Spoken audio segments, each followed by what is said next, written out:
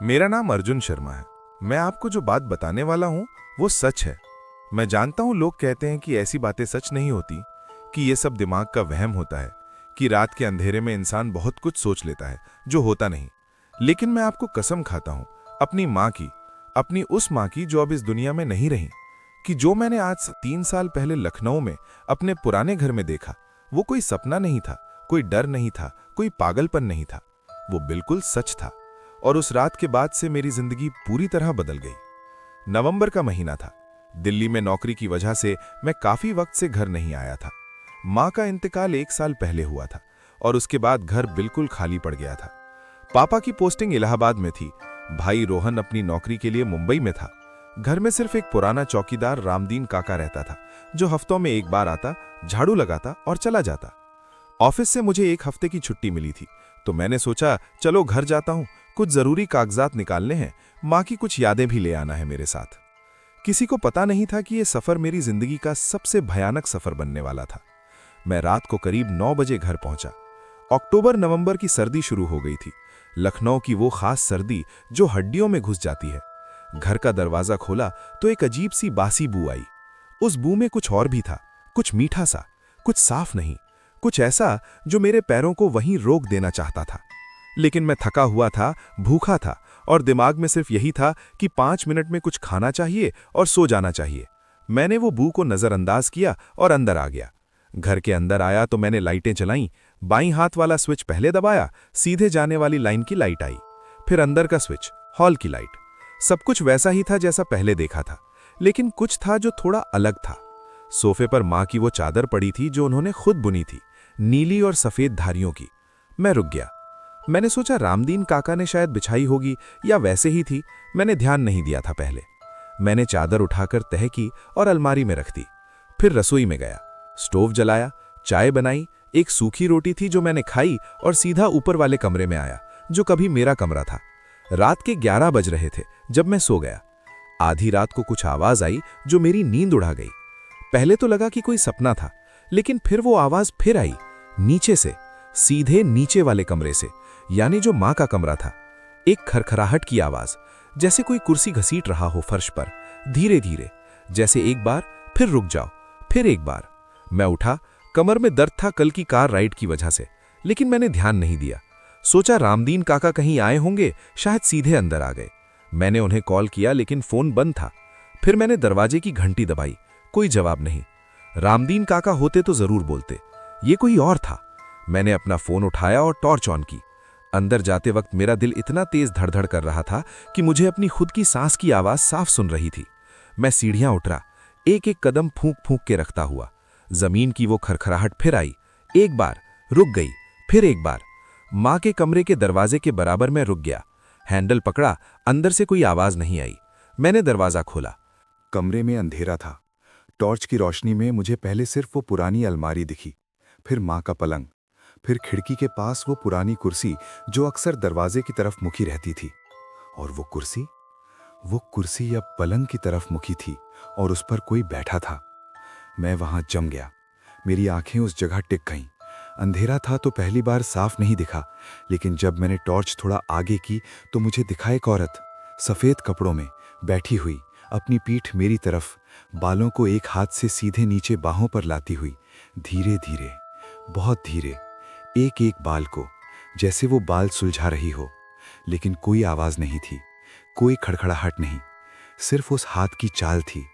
वो बहुत अजीब तरह का चलना था, जैसे कोई इंसान नहीं, जैसे कोई पुतला था जिसे कोई चला रहा हो। मैंने आवाज निकालनी चाही, लेकिन गला बंद हो गया था। मैंने फिर कोशिश की, सिर्फ एक लफ्ज निकल पाया, कौन? वो औरत एकदम रुक गई, हाथ रुक गया। फिर बहुत धीरे धीरे वो मेरी तरफ मुड़ने लगी। उसकी गर्दन पहले मुड़ी, फिर कंधा, फिर उसकी बाहें, और तब मैंने अपनी टॉर्च बंद कर दी, क्योंकि मैं आगे देख नहीं सकता था। मैं सीधे सीधे आगे पीछे न करते हुए सिर्फ एक ही काम किया, सीढ़ियां चढ़ने लगा, सीधे अपने कमरे में, दरवाजा बंद किया, अंदर से कुंडी लगा दी और वहां खड़ा रहा पूरी रात। सुबह हुई। मैंने किसी तरह हिम्मत जुटाई, नीचे उतरा, माँ का कमरा देखा। कुर्सी अपनी जगह पर थी, दरवाजे के सामने। वहां कोई नहीं था, लेकिन पलंग के करीब जमीन पर कुछ था, एक छोटी सी चीज। मैंने झुक के देखा। एक कंगन था, कांच का, नीला और सफेद, वही वाला जो माँ पहना करती थी। और वो टूटा हुआ था, सीधे बीच में से 2 टुकड़ों में। मैंने वो कंगन उठाया और रोहन को कॉल किया। भाई ने सुनी बात, थोड़ी देर चुप रहा, फिर बोला, अर्जुन, 3 दिन पहले मैं घर आया था कुछ कागजात लेने। माँ के कमरे में बैठा था रात भर, उन्हें याद करता रहा। मैंने ये कंगन खिड़की पर रखा था, तब मेरी आंखों से कुछ गिरने लगा था और मैं वहां से निकल गया था। लेकिन अर्जुन, मैंने वो कंगन खिड़की पर पूरा रखा था, टूटा हुआ नहीं था। हम दोनों के बीच एक लंबी खामोशी छा गई, एक ऐसी खामोशी जो किसी भी जवाब से ज्यादा डरावनी थी। ये तो सिर्फ पहली रात की बात थी। जो कुछ उस घर में बाद में हुआ वो और भी ज्यादा था। वो मैंने खुद आंख से देखा, हाथ से छुआ। और एक रात ऐसी भी आई जब मुझे वो चीज सिर्फ दिखी नहीं, उसने मुझसे बात भी की। दूसरी रात मैं वहां रुका, ये मेरी गलती थी। लेकिन उस वक्त मुझे लगा कि जो हुआ वो शायद माँ की रूह थी और मैं डर के भाग जाना नहीं चाहता था अपनी माँ से। ये सोचना मेरे लिए बहुत बड़ी भूल साबित हुई। उस दूसरी रात को मैंने पहले से बेहतर तैयारी की। एक छोटा सा रिकॉर्डर लाया, कुछ नमक घर के हर दरवाजे पर रखा जो रोहन ने कहा था कि किसी ने बताया था ये कुछ काम करता है, और एक कांच की बोतल में पानी लाया जो मंदिर से लिया था, सीधा शिव मंदिर का। इन सब चीजों से मुझे आज भी नहीं पता कि कुछ फर्क पड़ा या नहीं, लेकिन जो हुआ वो आगे बताता हूं। रात के 1 बज रहे थे। मैं अपने कमरे में जाग रहा था, आंखें छत पर टिकी थी। तब एक बार फिर नीचे से आवाज आई, लेकिन इस बार सिर्फ कुर्सी नहीं, पैरों की आवाज भी थी। सीधी, धीमी, एक एक कदम, सीढ़ियां, रुक रुक के, मेरे कमरे की तरफ। मेरा दिल मुंह को आया, लेकिन मैंने हिम्मत की। मैंने रिकॉर्डर ऑन की। मैंने आवाज में पूछा, कौन है? कोई जवाब नहीं। पैरों की आवाज रुक गई, सीधे मेरे कमरे के बाहर। मैंने सांस रोका। 1 मिनट, 2 मिनट, 3 मिनट। घड़ी के टिक टिक साफ सुनाई दे रही थी और हर टिक के साथ मेरी सांस तेज होती जा रही थी। फिर दरवाजे के नीचे से, उस जगह से जहां दरवाजे और जमीन के बीच थोड़ी सी जगह होती है, एक आवाज आई, बहुत धीमी, बहुत गूंजदार, जैसे किसी ने अपना मुंह उस जगह लगाकर कुछ कहा हो। और जो कहा वो थे सिर्फ 3 अल्फाज, 3 बार, अंदर आजा, अंदर आजा, अंदर आजा। मैं वहां पत्थर बन गया। मेरे पूरे शरीर में जैसे खून जम गया हो। मेरे हाथ कांप रहे थे, पैर कांप रहे थे, पूरा बिस्तर कांप रहा था। लेकिन मैंने एक काम नहीं किया, दरवाजा नहीं खोला। मैं बस बैठा रहा, रिकॉर्डर हाथ में थामे, और उस रात रोया भी, क्योंकि वो आवाज माँ की नहीं थी। माँ की आवाज में गर्माहट होती थी, प्यार होता था। वो जब बुलाती थी तो लगता था दुनिया सही है। ये आवाज ठंडी थी, बेजान थी, जैसे किसी मशीन ने बोला हो, जैसे किसी ने माँ की आवाज की नकल उतारने की कोशिश की हो, लेकिन उन्हें इंसानी जज्बातों का पता नहीं था। मैंने वो रिकॉर्डिंग बाद में सुनी। वो आवाज थी, साफ साफ। मैंने रोहन को भी सुनाई। भाई का चेहरा सफेद पड़ गया, क्योंकि वो आवाज माँ की नहीं थी। वो किसी ऐसी चीज की आवाज थी जो या तो इंसान नहीं था, या था भी तो जिंदा नहीं था, क्योंकि आवाज में कोई उफान नहीं था, कोई दर्द नहीं था, कोई धड़कना नहीं था। वो सिर्फ एक आवाज थी, जैसे कोई मशीन बोल रही हो, सीधी, फ्लैट और दोहराती हुई। रोहन ने उस रात मुझसे कहा, अर्जुन भाई, अगर तुमने दरवाजा खोला होता उस रात, तो मैं तुमसे ये बातें नहीं कर रहा होता आज। मुझे उसकी ये बात सुनकर पहली बार सही मायने में डर लगा। 3 महीने बाद मैंने एक पुराने मोहल्ले के आदमी से बात की, शुक्ला जी, जो 30 साल से उस कॉलोनी में रहते थे। उनका कहना था कि हमारे घर के ठीक नीचे जमीन के अंदर एक पुरानी कब्र थी, अंग्रेजी जमाने से। किसी अंग्रेजी अधिकारी की नहीं, बल्कि एक ऐसा इंसान था जो उस जमाने में उस गली का चौकीदार था, और जो अपनी मौत के वक्त अकेला बेवक्त मर गया था। उसकी लाश को जल्दबाजी में वहीं दफना दिया गया था। कोई रिवाज नहीं किया गया था, कोई पूजा नहीं, कोई 3 आहुति नहीं, कोई अंतिम संस्कार नहीं। ये सब शुक्ला जी ने उस पुराने कब्रिस्तान के किसी पुजारी से सुना था, जो बाद में उनसे मिला था। शुक्ला जी ने यह भी बताया कि उस घर में हमसे पहले जो परिवार रहता था, उनका एक बच्चा था 12 साल का, जिसका नाम विकास था।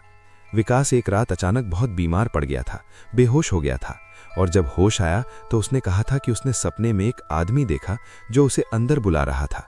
उस परिवार ने तुरंत घर छोड़ दिया था। शुक्ला जी को यह उस परिवार की माँ ने बताया था जाते जाते। और जब मैंने शुक्ला जी को उन 3 अल्फाजों के बारे में बताया, अंदर आजा, तो उनका रंग उड़ गया। उन्होंने कहा, यही उस बच्चे ने भी कहा था। ये सुनकर मेरी रीढ़ की हड्डी में एक ठंडी लहर दौड़ गई, क्योंकि ये मतलब था कि ये कोई नई बात नहीं की। ये चीज़ वहाँ बहुत पहले से थी। ये चीज़ इंतज़ार में थी, और ये चीज़ उन सब को बुलाती थी जो उस घर में आते थे, एक एक करके। और शायद कुछ लोग चले गए, लेकिन कुछ लोग रुक भी गए। मैं इस बात को सोचता हूँ आज भी। ये सब सुनकर बड़ी आसानी से कह सकते हैं कि ये सब वहम था, डर था, थकान थी या कुछ ऐसा। लेकिन जो मेरे साथ था, वो रिकॉर्डिंग जो आज भी मेरे फ़ोन में है, वो टूटा हुआ कंगन जो अभी भी मेरे पास है, वो कुर्सी का घूमना जो कोई भी रात में अकेले नहीं कर सकता था, ये सब चीज़ें बंद कमरे में बैठे सोचने से अलग हैं। ये चीज़ें मेरी आंखों ने देखी, कानों ने सुनी, हाथों ने छुई।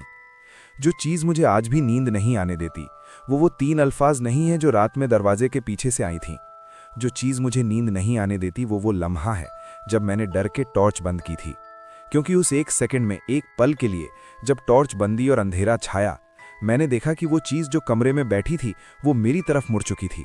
और उसकी आंखें, अगर उन्हें आंखें कह सकते हैं, बिल्कुल सीधे मुझे देख रही थीं। कोई आवाज़ नहीं, कोई हिलना नहीं, सिर्फ वो निगाह, सीधी, थामी हुई, जैसे वो काफ़ी वक्त से मुझे जानती थी, जैसे वो मेरा इंतज़ार करती रही थी बहुत बहुत लंबे वक्त से। घर आज भी वहाँ खड़ा है। पापा ने बेचा नहीं है अभी। मैंने कहा कि बेच दो, लेकिन वो कहते हैं कि ज़्यादा भाव नहीं मिलता और तुम लोग ज़्यादा डर गए थे। शायद वो सही हैं, शायद नहीं। मैं सिर्फ जानता हूँ कि मैं वहाँ दोबारा कभी नहीं जाऊँगा। नहीं गया 3 सालों में, नहीं जाऊँगा। क्योंकि मुझे ज़्यादा डर उस चीज़ का नहीं जो मैंने देखा। मुझे डर इस बात का है जो मैंने बाद में इसकी पूरी तस्वीर समझने पर सोचा, जो शुक्ला जी ने बताया, जो उस आवाज़ की ठंडक में था। डर इस बात का कि जो भी वो चीज़ थी, वो नहीं चाहती थी कि मैं डर जाऊं, वो चाहती थी कि मैं अंदर आ जाऊं। और अगर मैं गया होता, अगर मैंने दरवाज़ा खोला होता, तो आज मैं ये कहानी आपको नहीं बता रहा होता, क्योंकि आज मैं होता ही नहीं। अर्जुन शर्मा, IT इंजीनियर, दिल्ली में रहता हूँ। ये मेरी कहानी है और ये सच है।